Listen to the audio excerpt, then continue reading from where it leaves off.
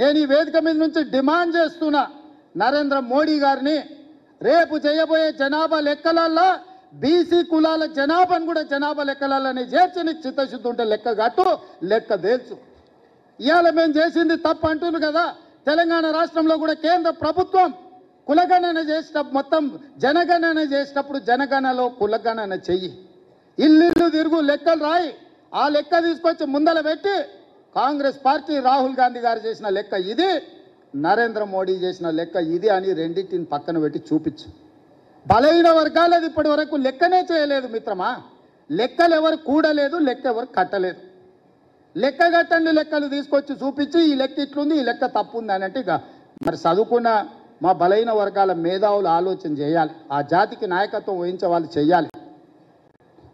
మమ్మల్ని ఈరోజు తప్పు పడితే ఈ తప్పు మాకు కాదు మీకే నష్టం. ఈ లెక్కలు పక్కాగా తేల్చినాం. ఇవాళ 56.33% బలహీన వర్గాల లెక్క తేలింది ఏబిసిడి ఈ కేటగిరీ కింద.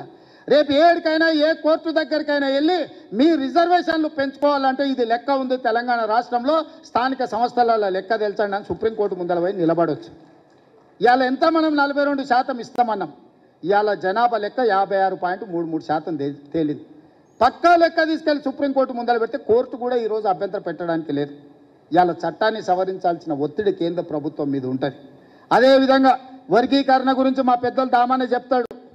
చాలా ఏళ్ళ నుంచి పిల్లలు ప్రాణాలు పోయినాయి, చాలా ఏళ్ళ నుంచి వాళ్ళు జీవితంలో ఇది తప్ప ఇంకో ఆశయం లేకుండా వేలాది లక్షలాది మంది పిల్లలు కొట్లాడి దానికి శాశ్వత పరిష్కారం చూపించాలని దానికి కూడా ఉత్తమ్ కుమార్ రెడ్డి గారి నేతృత్వంలోనే మాదిగ ఉపకులాల ఎస్సీ కేటగరైజేషన్ విషయంలో కూడా నిర్ణయం తీసుకోవాలనుకున్నాడు. పెద్దలు మోత్పల్లి నరసింహులు గారు ఉన్నారు.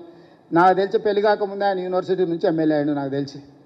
ఆ రోజు నుంచి ఈ రోజు వరకు ఈ సమస్యను ఏదో పరిష్కారం చూపించాలని చాలా ఏళ్ళ నుంచి చేస్తుంది. ఇవాళ శాశ్వతంగా పరిష్కారం చూపించినాం.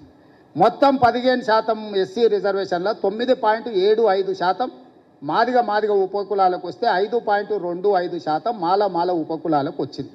ఇక దీన్ని కూడా ఎవరో ఒకరు తప్పు పట్టాలి, దీన్ని ఏదో రకంగా తప్పుదో పట్టించాలని కొంతమంది మిత్రులు చేస్తున్నారు. ఇట్లాంటి దీంట్లల్లా పడకండి. ఎందుకంటే ఏ రాష్ట్రం, ఏ ముఖ్యమంత్రి, ఏ పార్టీ చేయని సాహసోపేతమైన కార్యక్రమాన్ని మన ప్రభుత్వం చేసింది. నా మంత్రివర్గ సహచరులు, నా శాసన సభ్యులు అండగా నిలబడి మంత్రివర్గంలో ఆమోదించి శాసనసభలో దాన్ని తీర్మానం చేసి రేపు చట్టాన్ని చేయబోతున్నాము. ఇంత గొప్ప లక్ష్యం ముందు చిన్న ఆరోపణలు చేస్తే వాటి వైపు చూడకండి. ఇంత గొప్ప నిర్ణయం ఈ దేశంలోనే జరగలేదు. తెలంగాణకు తెలంగాణ రాష్ట్రం ఎంత ముఖ్యమో ఇవాళ ఈ దేశంలో ఈ రెండు సమస్యల పరిష్కారం కూడా అంతే ముఖ్యం. అంత శాశ్వతమైన సమస్యను, శాశ్వతమైన పరిష్కారాన్ని ఈరోజు మనం చూసుకున్నాం. అందుకే మిత్రులారా, ఎవరు మాట్లాడినా ఛాలెంజ్ చేయండి. ఏ లెక్క తప్పుందో, ఏ వాటిలో తప్పుందో, ఏ ఇంట్లో తప్పుందో లెక్క చెప్పమని చెప్పుంది. ఇవాళ రానోళ్ళు బయట ఉన్నారు. వాళ్ళు ఇందులోకి వస్తే వాళ్ళు బీసీలు కావచ్చు, వాళ్ళు ఎస్సీలు కావచ్చు, మైనారిటీలు కావచ్చు, ఎవరైనా లెక్క ఆటోమేటిక్గా పెరుగుతుంది. లెక్క కట్టిన వాళ్ళు 3.1% బయట ఉన్నారు. లెక్క కట్టిన వాళ్ళు 96.9% లెక్కలలో ఉన్నారు. లెక్కలకు వచ్చిన వాళ్ళు దాంట్లోనే శాతం ఇచ్చినాం. లెక్కకు రానోళ్ళు ఇందులోకి వస్తే ఆటోమేటిక్గా బీసీలు పెరగడానికి అవకాశం ఉంటుంది, ఎస్సీలు పెరగడానికి అవకాశం ఉంటుంది, మైనారిటీలు పెరగడానికి అవకాశం ఉంటుంది. దీన్ని మళ్ళీ రెండో విడత ఏదైతే అవకాశం ఇచ్చినామో ఈ అవకాశాన్ని సద్వినియోగం చేసుకోండి.